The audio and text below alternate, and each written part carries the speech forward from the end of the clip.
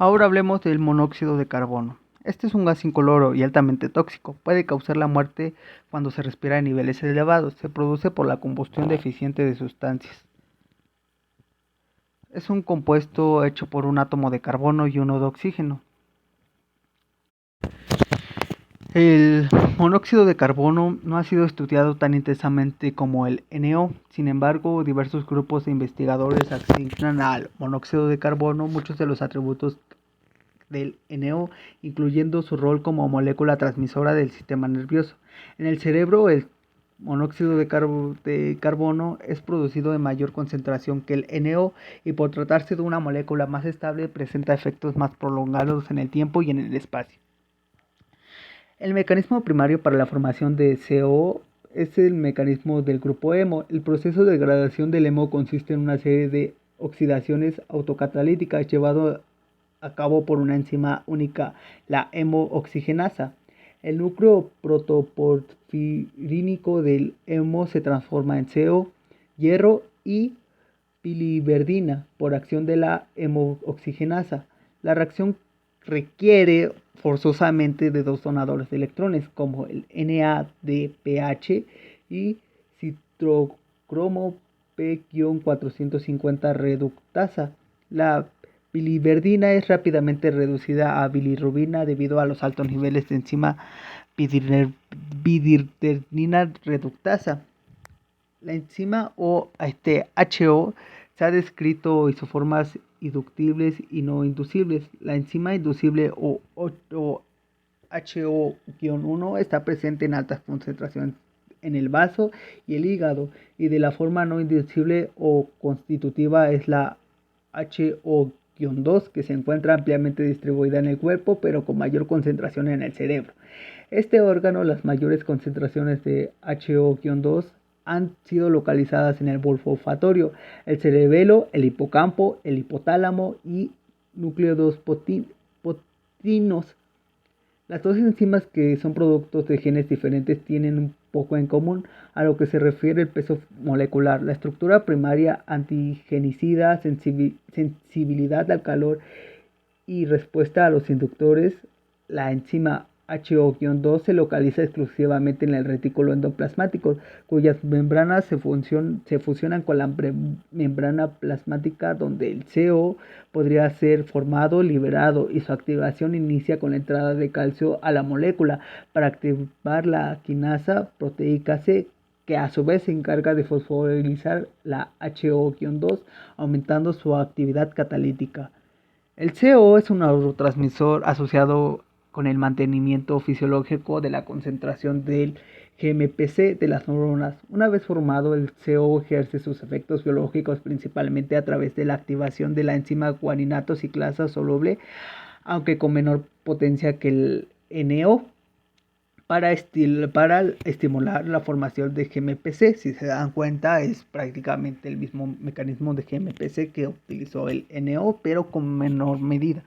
Posiblemente una vida no glutérmica. Hasta ahora se desconoce si algún neurotransmisor específico regula la síntesis del CO, tal como ocurre con el glutamato y la producción del NO. Los mecanismos alternos a la acción del CO se han descrito la activación de enzimas ciclooxigenasa y de la sintetasa de endoperóxidos, así como la inhibición de la citocromo P-450 reductasa. El CO es conocido como una molécula tóxica. Como bien lo mencioné al principio, los dos se consideraban moléculas tóxicas. Sin embargo, la alta afinidad de la hemoglobina, y también porque realmente el CO, cuando uno respira CO, la hemoglobina es como si lo atrapara, porque tiene una gran afinidad hacia él. Sin embargo, se han demostrado que en bajas concentraciones puede jugar un papel fisiológico. En una variedad de estudios se ha demostrado que el CO puede modular importantes funciones fisiológicas, así como por ejemplo la producción de CO en el hipotálamo asociado a la inhibición de la liberación de hormonas involucradas en la activación del eje hipotálamo, hipófisis, adrenales, con la estimulación de la liberación de la hormona GnRH y con el control de la secreción de oxitocina y vasopresina. Por otra parte, se ha demostrado que el CO producido por el cerebro inhibe la capacitación de dopamina y el glutamato en el cuerpo estriado en el hipocampo respectivamente. Regula el tono vascular, juega rol en la regulación central de la presión arterial y es un factor de protector de las neuronas durante la hipoxia. El CO también está presente en el sistema nervioso autónomo. En el tracto urogenital, las neuronas HO-2 se encuentran en el ganglio pélvico y en fibras nerviosas que inervan los músculos bulboesponjosos que median la eyaculación, y en el intestino, donde el CO relaja el esfínter anal interno e hiperpolariza la célula del músculo liso circular del yeyuno. Sin embargo, hay que tener presente que una exposición prolongada al CO provoca disfunciones neuronales cerebrales, así como, por ejemplo, la sustancia negra. Los niveles elevados de CO pueden contribuir a la patogenética enfermedad de Parkinson, y la corteza frontal provoca la disminución de la concentración neuronal de serotonina. Por otra parte, en pacientes con errores innatos del metabolismo, se caracteriza por una disminución de síntesis del hemo. La disminución de la concentración del CO también afecta la función neuronal. Un ejemplo de esta situación está presente en la porfiria aguda intermedia, de un aumento de producción de vasopresina en el hipotálamo. Para finalizar, es necesario mencionar que existe cierto paralelismo en las secciones fisiológicas de los sistemas generadores del NO y del CO en el organismo. Por ejemplo, en el tracto gastrointestinal, aproximadamente el 50% de las neuronas del plexo miéntrico del sistema presenta una localización de HO-2 y del óxido nítrico sintasa, lo que sugiere que el CO y el óxido nítrico podrían funcionar como transmisores en la estimulación del guaninato ciclasa soluble para causar la relajación del músculo liso.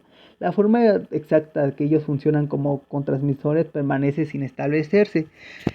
En otro ejemplo, en el cuerpo carotídeo, las células de clomo son capaces de sintetizar el CO, mientras que la producción de NO está concentrada en las dendritras del nervio senocarotídeo. En este caso, el NO actúa como un neurotransmisor retrógrado en las células del clomo para influenciar la liberación de CO, que es un regulador fisiológico de la actividad del cuerpo carotídeo quimiorreceptor. Por lo tanto, es concebible que estas sustancias puedan interactuar de manera cotidiana en otras partes del cuerpo.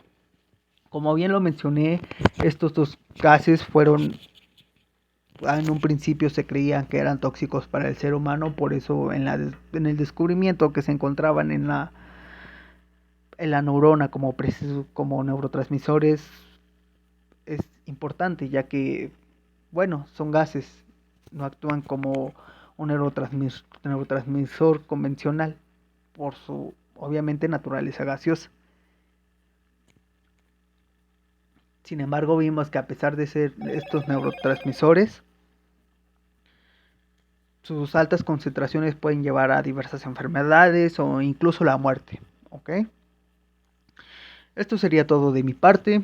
Espero que les haya gustado, y si tienen alguna pregunta, como mencioné, pueden hacerla cuando yo entre a la clase. Si quieren terminar de ver el video de mi caso de Alzheimer, dejaré la referencia en la presentación.